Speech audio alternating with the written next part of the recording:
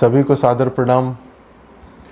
योगी आदित्यनाथ ने कहा कि जो थोड़ी बहुत गर्मी बची हुई है 10 मार्च के बाद वो गर्मी निकाल दी जाएगी।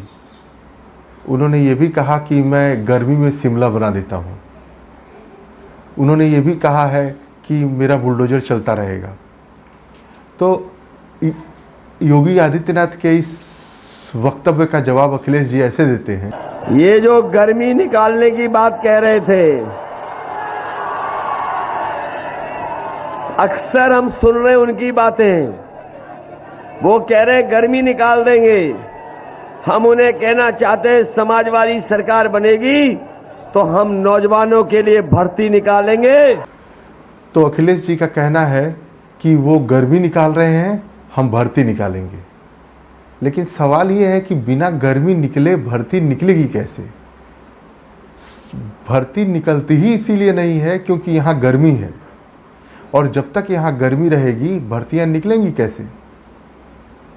उत्तर प्रदेश में उद्योग धंधों का जो ठीक ढंग से विकास नहीं हुआ, बड़े पूंजीपति, बड़ी कंपनियां जो यहाँ पर निवेश करने से घबराती हैं या निवेश करने आना नहीं चाहती हैं, यही पैसा और यही संसाधन वो किसी और प्रदेश में लगाकर अच्छे से अपना उद्योग धंधे चलाती हैं, लेकिन उत्तर प्रदेश में आना नहीं चाहती हैं।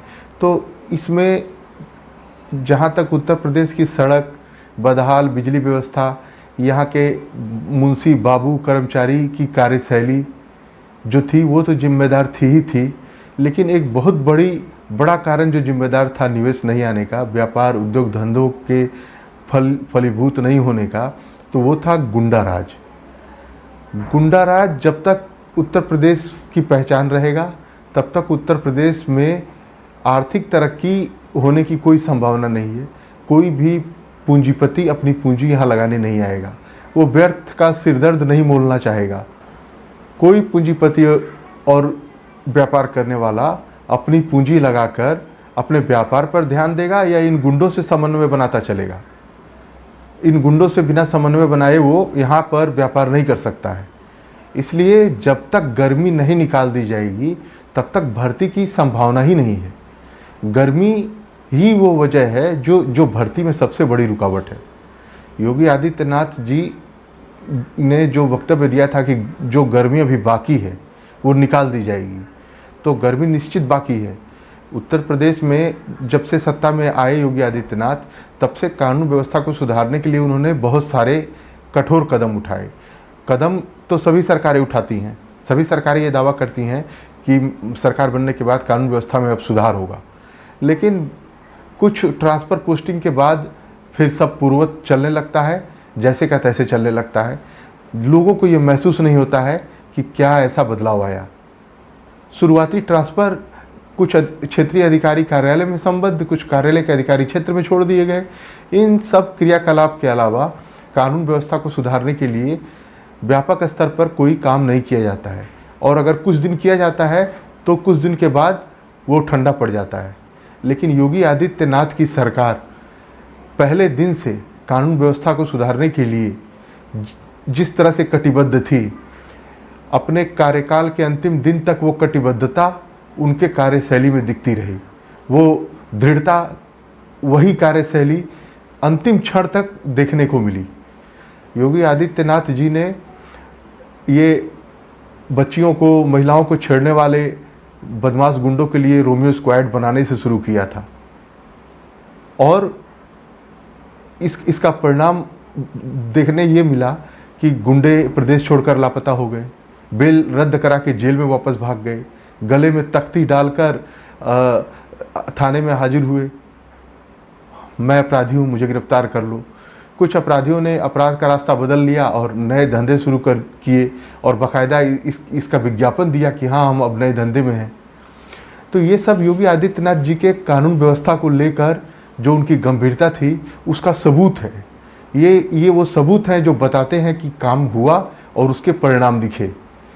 लेकिन जैसे ही चुनाव का बिगुल बजा, चुनाव की घोषणा हुई, कई जगहों से फिर धमकियां मतदाताओं को मिलनी शुरू हुई, फिर वही जहर भरी भाषा का प्रयोग शुरू हुआ। तो इन सबों को सुनने के बाद योगी आदित्यनाथ जी ने लोगों को ये आश्वासन दिया कि सरकार में जब वापस आएंगे तो ये जो थोड़ी बहुत गर्मी दिख रही है, इस गर्मी को भी ठंडी कर देंगे, इस गर्मी को निकाल देंगे, इस चर्बी को निकाल देंगे। इस बयान को चाहे जिस तरफ से पेश किया जा रहा हो, राजनीतिक लाभ लेने के लिए बयान को बिल्कुल घुमाकर दूसरे तरह से पेश करना ये कोई नई बात नहीं है, ये राजनीति में हमेशा से होता रहा है। लेकिन जो लोग बयान का अर्थ बदल कर लोगों के सामने रखते हैं, वो भले ही ये आश्वस्त हो जाए सोचकर कि हमने उस बात का एक नया अर्थ अपने पक्ष में लोगों को बता दिया है, लेकिन लोग जो सुनने वाले हैं वो सब कुछ अच्छी तरह समझते हैं। मूर्ख से मूर्ख और अनपढ़ से अनपढ़ व्यक्ति भी इस बात को समझता है कि गर्मी निकालने का तात्पर्य क्या है। गर्मी निकालने का तात्पर्य है कि उत्तर प्रदेश में जो गुंडा तत्व अभी भी सुधरे नहीं हैं, उनके अंदर अभी कोई सुधार आया नहीं है, क्योंकि वो ये सोच रहे थे कि ये सरकार अकस्मात बन गई है, आकस्मिक ढंग से ये सरकार बन गई है, इसके बाद ये वापस आने वाली नहीं है। इसलिए वो शांत बैठे थे, उनके अंदर कोई सुधार नहीं आया था। चुनाव आते ही वो फिर से अपने वास्तविक रूप में प्रकट हो गए।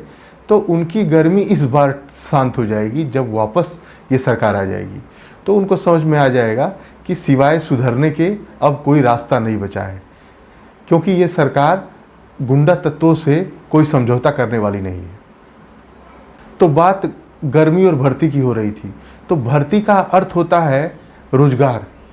तो अखिलेश जी भर्ती कैसे निकालेंगे जब तक कि प्रदेश में गर्मी बाकी रहेगी, जब प्रदेश में बड़े स्तर पर निवेश नहीं आएगा, प्रदेश में बड़े स्तर पर पूंजीपति अपना धन निवेश नहीं करेंगे, कल कारखाने नहीं खुलेंगे, तो ये भर्तियाँ आएंगी कहाँ से, ये भर्ती वो निकालेंगे कैसे। और जिन सरकारी भर्तियों की बात ये करते हैं, 11 लाख भर्ती है इस सरकार में, 11 लाख भर्ती सरकारी कार्यालयों में 11 लाख भर्ती शेष है, उसको इस भाजपा की सरकार ने नहीं भरा है, मैं आऊँगा तो भर दूंगा। आप अगर 11 लाख भर्तियाँ भी निकाल देंगे तो भी ये आराम से कहा जा सकता है कि रोजगार कहाँ है, क्योंकि 22 करोड़ का प्रदेश है। 22 करोड़ के प्रदेश में अगर 11 लाख भर्ती निकाल भी दी जाएगी तो भी ये आरोप आराम से लगाया जा सकेगा कि सरकार ने रोजगार नहीं दिया, युवा बेरोजगार घूम रहा है, और इसी का फायदा उठाया जा रहा है इस सरकार में। योगी आदित्यनाथ जी की सरकार ने 4.5 लाख सरकारी नौकरियां दी हैं, लेकिन ये ऊंट के मुंह में जीरा जैसा है। 22 करोड़ के इस विशाल जनसंख्या वाले प्रदेश में 4.5 लाख नौकरियां, तो आप पता लगाएंगे तो आपके अगल बगल बहुत बड़े इलाके में शायद कोई ऐसा मिलेगा भी नहीं जिसको इसमें से कोई नौकरी मिली हो। क्योंकि जरा सोच के देखिए कि 22.5 लाख की जनसंख्या में 4.5 लाख का क्या मतलब है। इसीलिए निकालने वाले ने तो 4.5 लाख भर्तियां निकाली, और एक अच्छाई थी इस भर्ती में, वो ये कि इसमें पैसे की लेन देन नहीं हो पाई। जो भी इक्के दुक्के लोग मेरे संपर्क में आए, उन्होंने बताया कि कोई पैसा हमसे नहीं लिया गया है और हमारी भर्ती हो गई। इसी अपनी सुचिता की बदौलत योगी आदित्यनाथ जी मंचों से ये बार बार कहते हैं कि जब भर्तियां निकलती थीं तो पूरा परिवार वसूली में निकल जाता था, पूरा परिवार झोला और बैग लेकर पैसे की वसूली में निकल जाता था। तो इस सरकार में नौकरी के बदले पैसा, या पैसे देकर नौकरी, या जो पैसे वाले हैं उनकी नौकरी, ये बात ख़त्म हो गई। बिना पैसे वाले भी नौकरी पाए, लेकिन कम, वो पाने वाले बहुत कम हैं। 4.5 लाख भर्ती 22 करोड़ के प्रदेश में कहीं दिखने वाली नहीं है। इसके अलावा जो नए काम शुरू किए गए, जो नए उद्योग धंधे लगाने का प्रयास हुआ, उसमें भी काफ़ी लोगों को रोजगार दिया गया। तो लेकिन फिर भी बहुत सारे बेरोजगार लोग हैं, बहुत सारे बड़ी जनसंख्या बेरोजगार है। तो उसी स्थिति का फ़ायदा ये विपक्ष उठाता है। अगर विपक्ष आज सत्ता में चला आए तो क्या ये सबको नौकरियों में बैठा देगा? प्रदेश का हर नागरिक नौकरी प्राप्त कर लेगा? सबको पता है ये संभव नहीं है। लेकिन ये एक भावनात्मक मुद्दा है। कोई सरकार इसको इस तरह स्पष्ट करके कह भी नहीं सकती है कि कैसे सबको नौकरी देना संभव है, वो भी सरकारी नौकरी। बहुत सारे लोग निजी रोजगार में अपने जीवन को खपाते हैं, बहुत सारे लोग मजदूरी करते हैं, बहुत सारे लोग छोटे छोटे कामकाज करते हैं। तो ये बात सुनने में थोड़ी खराब सी लगती है कि सरकार ऐसे कैसे कह सकती है, वो अपने नागरिकों को एक अच्छा रोजगार देने की बात क्यों नहीं करती है। तो ये कुछ इस तरह का भावनात्मक मुद्दा है कि इस पर सरकार अपना बचाव ठीक से नहीं कर सकती है, कोई भी सरकार। ये भी कल को अगर सत्ता में आ जाते हैं, जो आज बेरोजगारी का मुद्दा उठा रहे हैं, उनके समय भी ये मुद्दा उठता रहेगा और वो उसका इसी तरह कोई जवाब नहीं दे पाएंगे, क्योंकि जादू की छड़ी किसी के पास नहीं है। जब तक आप चुनाव में होते हैं तो आप हर समस्या को यह कहते हैं कि हम इसको हल कर देंगे, हम इसको हल कर देंगे, लेकिन गद्दी पर बैठने के बाद, शासन सत्ता हाथ में आने के बाद पता चलता है कि प्रदेश के पास सीमित संसाधन हैं, सीमित धन है, लोग ज़्यादा हैं, आकांक्षाएं ज़्यादा हैं, ज़रूरतें ज़्यादा हैं, संसाधन कम है। कैसे कर सकते हैं कि सबको हम सब कुछ दे दें? तब उसमें जो ज़्यादा ज़रूरतमंद हैं, जो ज़्यादा नीचे ले पायदान पे है, सरकार उनके हाथ पकड़कर उनके जीवन को थोड़ा ऊपर उठाने का प्रयास करती है और सामान्य जीवन यापन करने में जो सक्षम लोग हैं उनको अच्छी सड़क, बिजली, कानून व्यवस्था, इन चीज़ों को उनको उपलब्ध कराती है। बिल्कुल से हम राम राज्य बना देंगे, हम सारे काम कर देंगे, हम आपको सब कुछ दे देंगे, ऐसा दावा करने वाले चुनाव में करते रहें, सत्ता में आने के बाद वो इसको भूल जाते हैं। अब अखिलेश यादव जी के ही पिछले चुनाव का एक वादा आपको याद दिलाता हूँ। उन्होंने कहा था कि हमारी सरकार बनते ही किसानों के कर्ज माफ़ कर दिए जाएंगे। जोर शोर से कहा गया किसानों के कर्ज माफ़ कर दिए जाएंगे। सरकार बनने के बाद वो अपने वादे पर कायम रहे। ऐसा नहीं है कि वादा तोड़ दिया, वादे पे तो कायम रहे, लेकिन उनके जो वो वादे थे चुनाव में, वो कुछ इस तरह के थे कि लगता था कि जीतने के बाद सारे किसानों के कर्जे माफ़ हो जाएंगे।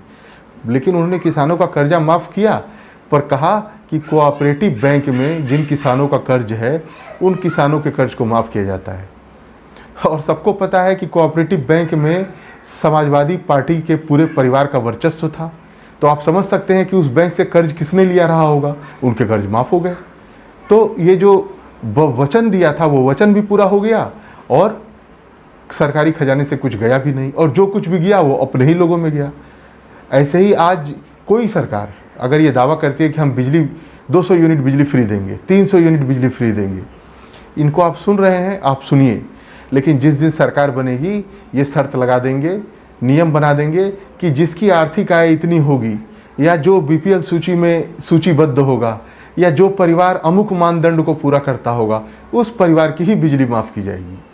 तो इसलिए ये, क्योंकि ये संभव है भी नहीं, कोई भी काम फ्री में होता नहीं है। बिजली विभाग में सैकड़ों हजारों कर्मचारी हैं जो अनवरत काम करते हैं, तब हमको और आपको बिजली मिलती है। हम इतने ही से संतुष्ट हैं कि हमें बिजली 24 घंटे मिला करे, उसको भी, उसकी फ्री की कामना तो हम करते भी नहीं हैं। हाँ, जो वर्ग थोड़ा आर्थिक रूप से कमज़ोर है उसकी सरकार अगर सहायता करती है तो ये बहुत अच्छी बात है, बहुत प्रशंसनीय बात है। तो सरकार को स्पष्ट वादा करना चाहिए कि हम बिजली इतनी यूनिट माफ़ कर रहे हैं, तो वो किस वर्ग का करेंगे, किस आर्थिक वर्ग का। लेकिन ये बात कोई चुनाव के समय कहता नहीं है। चुनाव खत्म हो जाने के बाद जब सरकार बनती है तो वचन को भी पूरा किया जाता है और सरकारी खजाने पर अधिक बोझ ना आए, ये भी ध्यान रखा जाता है। तो इसलिए चुनाव में जो वादे किए जा रहे हैं उनको करने दीजिए, उनको आप समझिए कि वो संभव है या नहीं है। तो ये भर्ती और गर्मी की जो हम बात कर रहे थे, आप सोच कर देखिए कि उत्तर प्रदेश कितनी बड़ी जनसंख्या वाला प्रदेश है। यहाँ के नागरिक देश के सभी हिस्सों में फैले हुए हैं। देश में जहाँ भी कल कारखाने हैं, जहाँ भी काम धंधा है, रोजगार है, यूपी के लोग, बिहार के लोग अपना पूरा योगदान वहाँ दे रहे हैं। अगर इस प्रदेश में उद्योग धंधे विकसित हुए होते तो अपने घर को, अपने पारिवारिक जीवन को, अपने प्रदेश को छोड़कर ये लोग पलायन क्यों करते? तो इसकी दोषी तो पुरानी सरकारें भी हैं। इसलिए अखिलेश जी भी अगर भर्ती निकालना चाहते हैं, जैसा कि वो कह रहे हैं कि हम भर्तियां निकालेंगे, तो उस भर्ती को निकालने से पहले उनको भी गर्मी शांत करनी पड़ेगी। बिना गर्मी शांत हुए किसी भी प्रदेश में भर्ती नहीं निकाली जा सकती, किसी भी प्रदेश में निवेश नहीं लाया जा सकता, किसी प्रदेश में ज़्यादा रोजगार का सृजन नहीं किया जा सकता है। इसके लिए ये गर्मी निकालनी जरूरी है। गर्मी निकालने का अर्थ है गुंडा राज समाप्त करना जरूरी है, कानून व्यवस्था स्थापित करना जरूरी है, नियम कायदा का सम्मान जरूरी है। तो ये जब तक स्थापित नहीं होगी तब तक भर्तियां नहीं निकलेंगी, विकास नहीं हो पाएगा, सबके जीवन में खुशहाली नहीं आ पाएगी। तो सरकार का सबसे पहला दायित्व तो उत्तर प्रदेश में, कम से कम उत्तर प्रदेश जैसे प्रदेश में जिसका इतिहास आप सबको पता है, यहाँ गर्मी निकालना सबसे बड़ा काम है। सबसे ज़्यादा लोगों के जीवन में प्रभाव गर्मी डालती है, उसको, इस प्रदेश को शिमला बनाना बहुत ज़रूरी है। गर्मी निकाल देना, चर्बी निकाल देना और शिमला बनाना वास्तव में बहुत ज़रूरी है। और ये जब हो संपन्न हो जाएगा तभी भर्ती निकल सकेगी। बिना गर्मी निकाले भर्ती निकालना संभव नहीं है। सादर प्रणाम।